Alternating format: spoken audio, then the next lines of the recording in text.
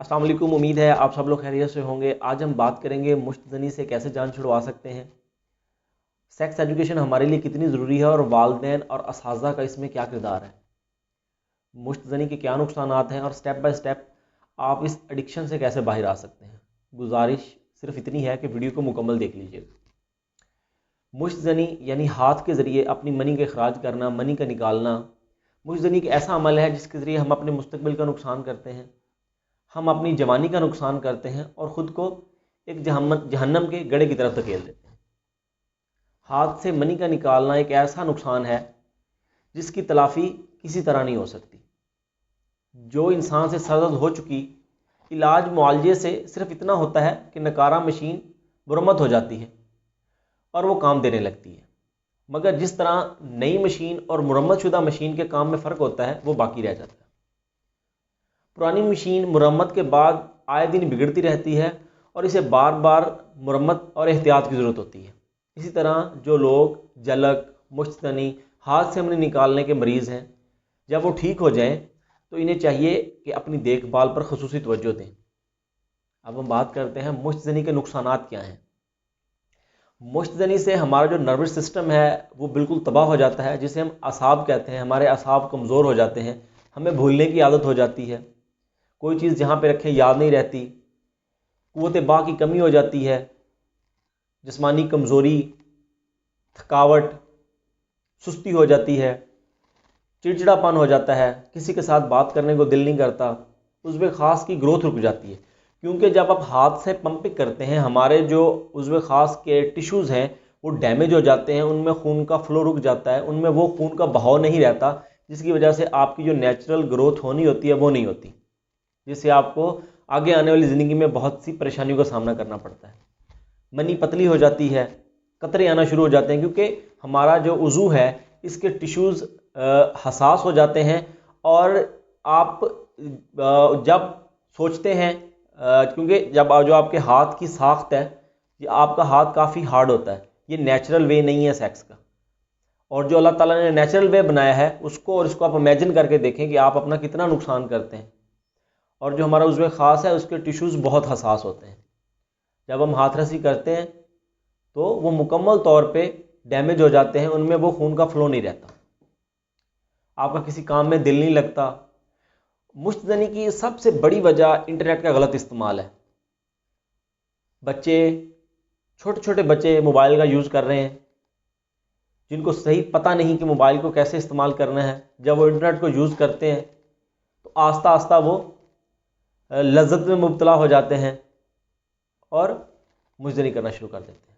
और दूसरी बड़ी वजह हमारे यहाँ, हमारे माशरे में सेक्स एजुकेशन का ना होना है। हमारे माशरे में सेक्स एजुकेशन दी नहीं जाती, वालिदैन खुल के बच्चों से इस मौजू पे बात नहीं करते, हमारे जो असातिज़ा हैं वो बच्चों से इस मौजू पे बात नहीं करते, बच्चों को मालूमात नहीं देते। और जब ख़ास तौर पे जब बच्चों में जिनसी तब्दीलियाँ हो रही होती हैं, जब वो बलूगत की तरफ जा रहे होते हैं, बच्चियां हैं, बच्चे हैं, और बच्चियों भी, जो बच्चियां हैं, हमारी जो ख़वातीन हैं, उनको भी खुद लज़्ज़ती का प्रॉब्लम होता है, वो भी इस मर्ज़ में मुब्तला होती हैं। इस पर मैं मज़ीद बात नहीं करना चाह रहा, लेकिन जो हमारे, जब ये हमारे अंदर तब्दीलियाँ शुरू होती हैं, उस टाइम पे बच्चे को ख़ास तवज्जो की ज़रूरत होती है और सही गाइडलाइन की ज़रूरत होती है, जो कि उसे ठीक से फ़राहम नहीं की जाती। अगर वालिदैन 24 घंटों में से सिर्फ 15 से 20 मिनट निकालें और तन्हाई में अपने बच्चे से बात करें, उससे उसका दोस्त बने, उससे उसकी बात पूछें और उसको सही गाइडलाइन फ्राहम करें, तो आपकी जो आने वाली नस्ल है ये इससे बाहर निकल सकती है। जब वालिदैन और असातिज़ा से बच्चों को सही गाइडलाइन नहीं मिलती, वो खुद सर्च करना शुरू कर देते हैं और अपने गलत दोस्तों की सोसाइटी में जब जाते हैं तो उनको इस तबाही की तरफ ले जाती है। इसमें आप बच कैसे सकते हैं? जो लोग इस एडिक्शन में मुब्तला हो चुके हैं, जो लोग हाथ रसी करते हैं, क्योंकि ये ऐसा फेल है, हमारी जो बॉडी है ये इसको आदत हो जाती है। मतलब अगर आपको चाय पीने की आदत है तो जब तक आप खाना खाने के बाद चाय नहीं पिए आपको सुकून नहीं आता। जिन लोगों को सिगरेट की आदत है किसी भी चीज़ की अगर आप अपनी बॉडी को आदत डाल लेते हैं तो वो ख़त्म नहीं होती। इसी तरह ये जो हाथरसी है ये एडिक्शन हो जाती है। जब तक वो बंदा हाथरसी नहीं करता उसको सुकून नहीं मिलता, उसको रात को नींद नहीं आती। तो इससे आप कैसे बाहर निकल सकते हैं? सबसे पहले आपको अपनी जो तन्हाई है इसे ख़त्म करना होगा।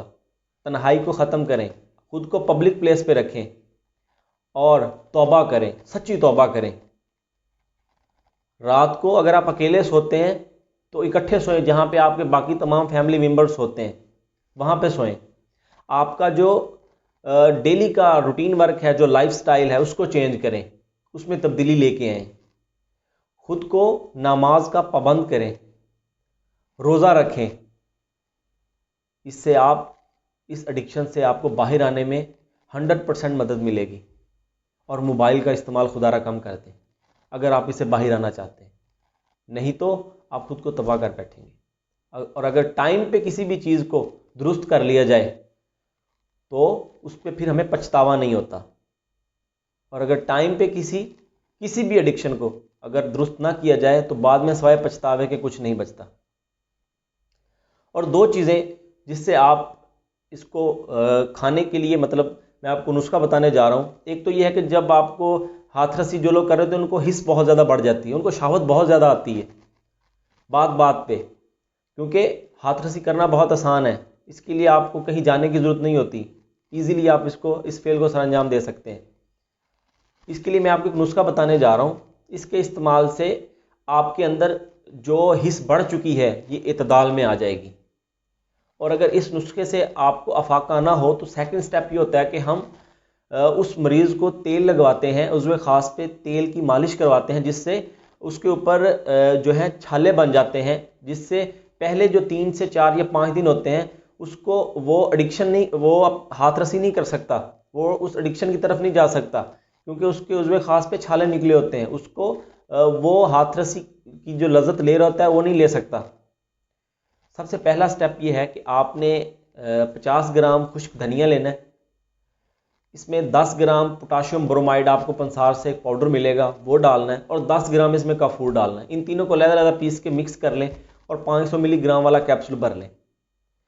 एक कैप्सूल सुबह, एक कैप्सूल शाम को। खाना खाने के तकरीबन 1 घंटा, आधा घंटा बाद, आधा पौना घंटा बाद आप इसको पानी के साथ इस्तेमाल कर सकते हैं। और दिन में पानी का इस्तेमाल ज़्यादा करें। इससे आपकी जो हिस्स है ये आस्ता आस्ता इतदाल पे आ जाएगी, आपको ये एक लेवल पे ले आएगा। ठीक है। और आपकी ये जो बाकी चीज़ें मैंने आपको बताई हैं, जब आप इन पे अमल करेंगे तो इंशाल्लाह आप इस एडिक्शन से बाहर आ जाएंगे। और अगर इस नुस्खे से आपकी जो हिस्सा है वो कम नहीं होती, फिर सेकंड स्टेप ये है कि हम ऑयल लगवाते हैं। वो ऑयल मैं यहाँ पे बताना नहीं चाहता क्योंकि वो बहुत ही एहतियात के साथ बनता है और उसको लगाना भी बहुत एहतियात के साथ होता है। अगर वो किसी को चाहिए और जिसको इससे आराम ना आए तो वो मुझे नीचे स्क्रीन पर दिए गए नंबर पर कॉल करके ले सकता है। इस वीडियो को सदका जारिया समझकर दोस्तों में शेयर करें ताकि बहुत से लोगों का फ़ायदा हो सके। दुआ में याद रखिएगा। अल्लाह हाफिज़।